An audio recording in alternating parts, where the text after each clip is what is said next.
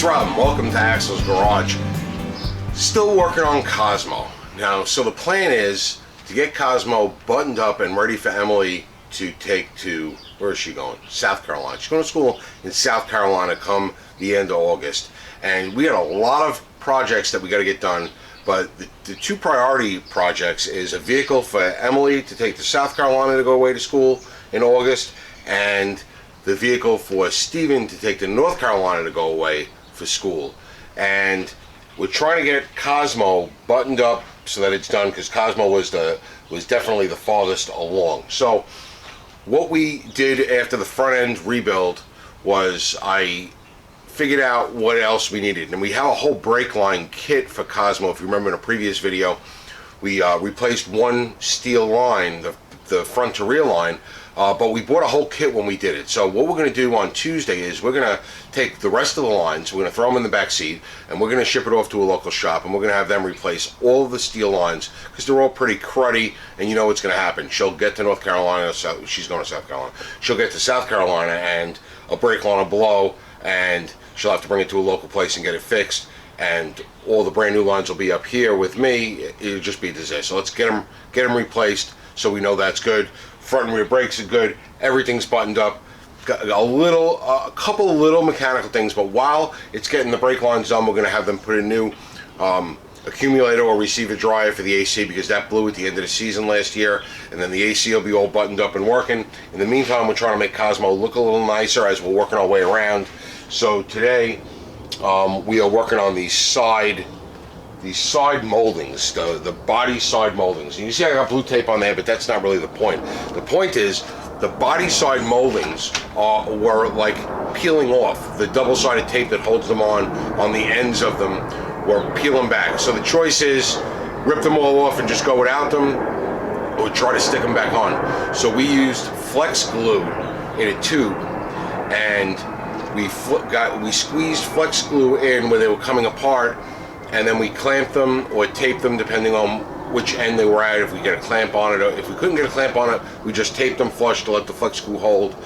The other ends we clamped, and the flex glue worked really, really well. It's an amazing product. You could glue a lot of things with flex glue that you wouldn't think you could. I'm a big fan of the whole flex series. Some of those products have really been helpful in a lot of the little tasks, whether it be around the house, in the food truck, or on the car. So that worked out really good. The moldings are now stuck very well, but they still look like shit. So what we're doing here is I got my line right above the moldings, because the flex glue is white, and you see a little bit of the flex glue, just a hair, maybe a 32nd of an inch above the molding where it bulged out, and I couldn't wipe it away. You kind of wipe it away like caulking, and I got in there really good. So I got my tape line set now, and what I'm going to do is just try to disconnect the little screws on the bottoms of the wheel flares, just so I could slide them back a little bit, so when we finish this, it'll all look nice, and then we'll slide them in. So let me show you what the flex glue did. Yeah, what's up? Alright, so you can see the molding here, right? So here's the molding, and this is where it was attached originally. So you got a little gap in there, and there's the double-sided tape that holds the molding. And then if you come over here, you can see where it goes from. There's a lot of shadows I'm trying to defeat here. You can see where the white is here, as opposed to it is here, and that's where the flex glue is. So I had to put the tape in such a fashion where I'm going to paint this flex glue also when we paint, but that's pretty much what it looks like. I tried to be as neat with the flex glue as possible, got in there with a variety of little picks and things so that it all held nice. This was the really bad end, was right here, and you can see right up here I actually cut this, because this end here was like twisted around, and it was horrible. So this is where I'm at.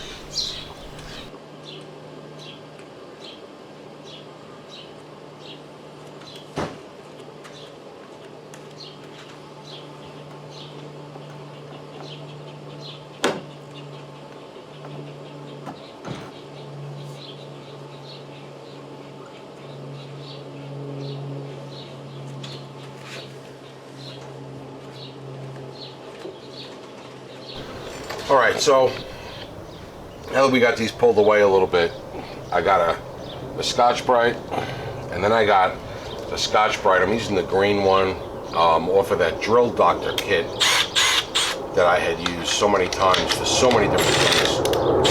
It's really a great kit because it just comes in so handy. It's one of those things like the flex glue and the flex tape, and it really does come in handy. So I'm going to use this to get any dirt, mud, and just scuff the paint. I know there's a right and a wrong way to do it, and we're probably doing it the wrong way, but it works. It's quick, dirty, easy, and it's going to come out good in the end, and it's going to have a decent wear property. You'll see.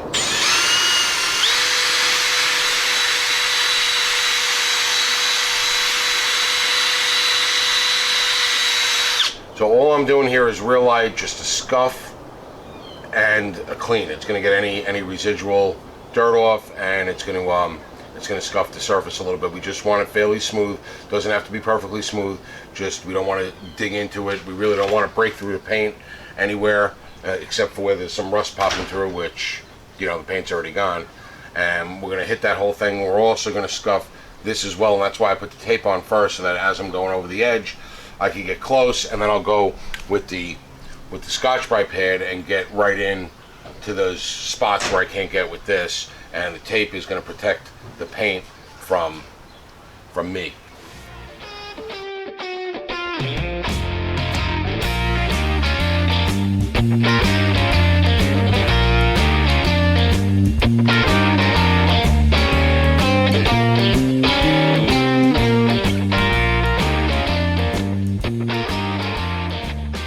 So after you're happy that you thoroughly scuffed,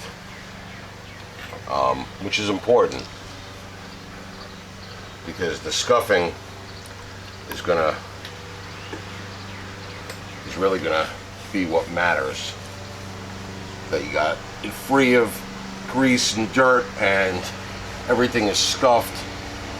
And what I'm doing is I'm just wiping it down. I'm using rubbing alcohol, and the reason why I'm using rubbing alcohol is because of COVID. Because somebody bought like tons of rubbing alcohol, somebody we know, and I wound up with it in my garage. Like, there was just way too much rubbing alcohol for any human being to use. I was able to get my hands on it, and I put it in my garage. I said, well, I could use it to clean stuff off, clean adhesive off, but it's a good cleaner for just about anything, to get wax and grease off. So what I'm doing now is I'm just going over all the parts that were scuffed and trying to get any residual wax or grease off. And I'm using the rubbing alcohol on a microfiber. Sure, you picked up, anybody sharp picked up that I was hitting some rust spots in the rockers here, and there is a little bit of rust bubbling. We're not necessarily fixing that rust at this time. Just don't have the time for it right now with what we have going on. That'll have to wait for another day, but in the meantime, this coating that we put on here should hopefully protect it a little bit more, or slow it down, so that we don't have rust issues, or the rust issues don't get worse.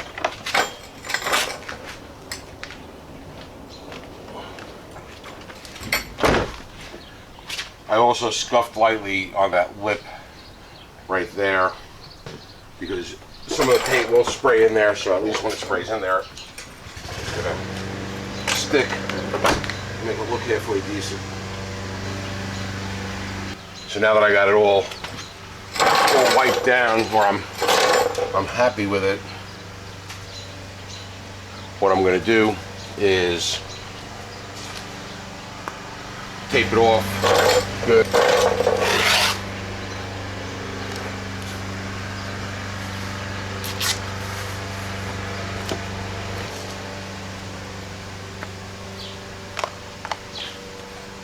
And don't get me wrong, I know what you're saying.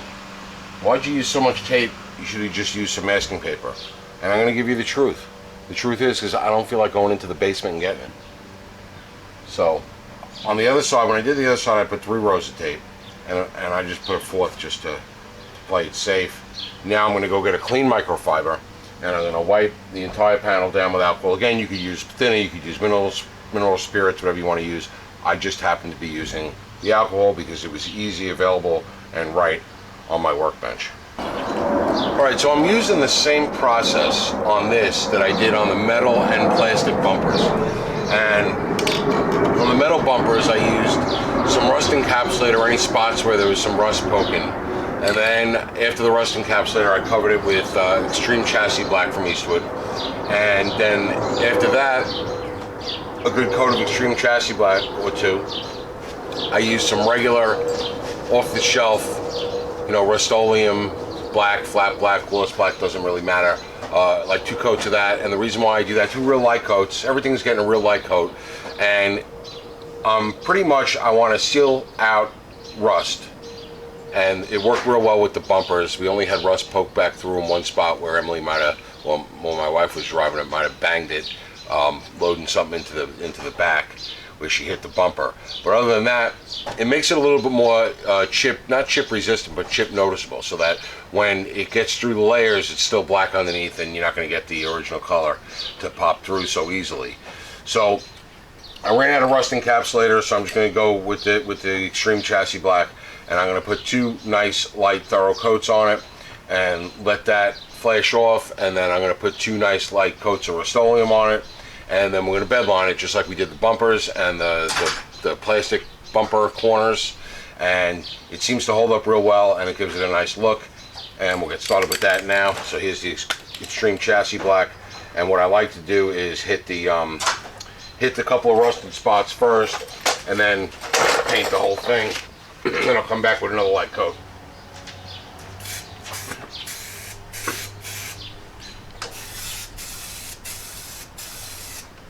And this chassis black is a really chip resistant paint. I've had great success with it on the chassis. Anyway, that you really want to spray it and you don't want to, you know, paint it with a brush or anything.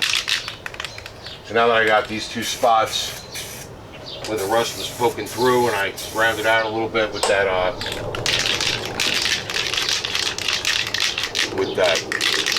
Scotch-brite on a wheel, you can come up, and you got to make sure that you get into that groove, because that groove is where you're going to see the flex glue. So give it a good thorough coating.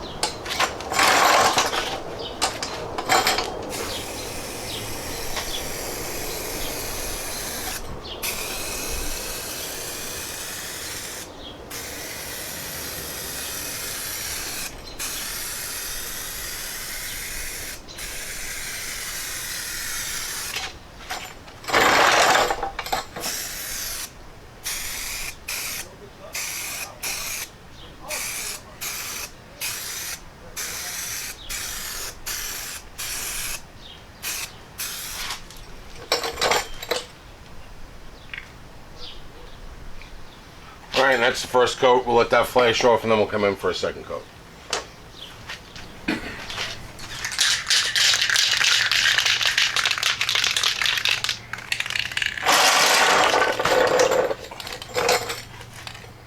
Alright, so now that the chassis coating is flashed off pretty well, it's been about 10-15 minutes, I'm going to use some Ace brand Rust-Oleum and put a couple of light coats of this on. It's flat black, it really doesn't matter as long as it's black. I had it on the shelf, so I'm using it, because you leave paint on the shelf too long and it just goes bad.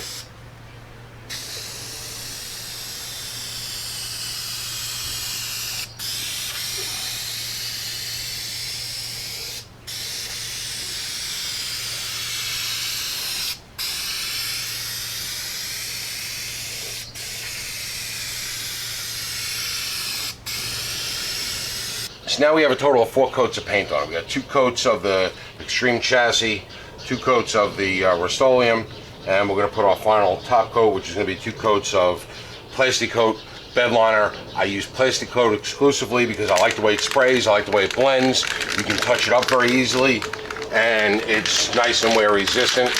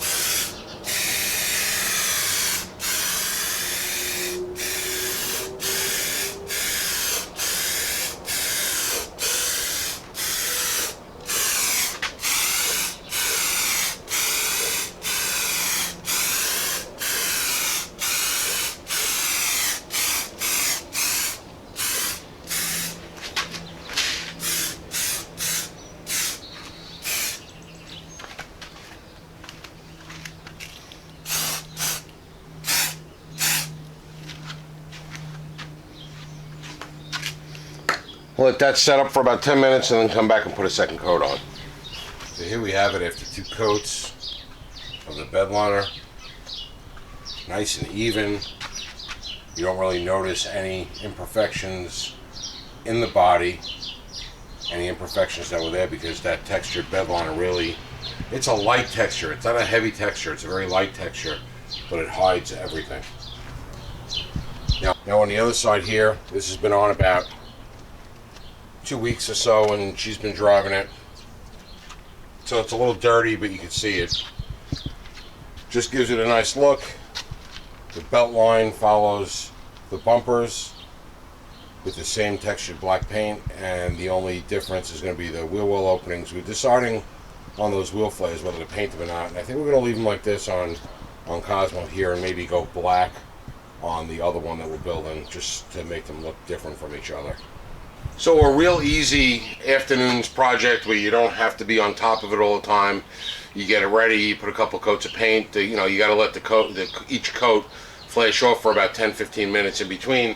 So with a total of 6 coats of paint on it, that gives you some time to tinker around and do some other stuff. I usually use that time to clean up my toolbox in my garage while I'm doing something like this. And then once I get the last coat on, I'm going to let it sit for about 2 hours, get some other stuff done, and then I'll take the paint off, button up those wheel flares, and she'll be good to go. I won't intentionally get it wet for about a day to make sure that the paint really cures up and dries good. I'll get some other stuff done. Quick video, I'll link everything we used in the description below. And as always, thanks for watching.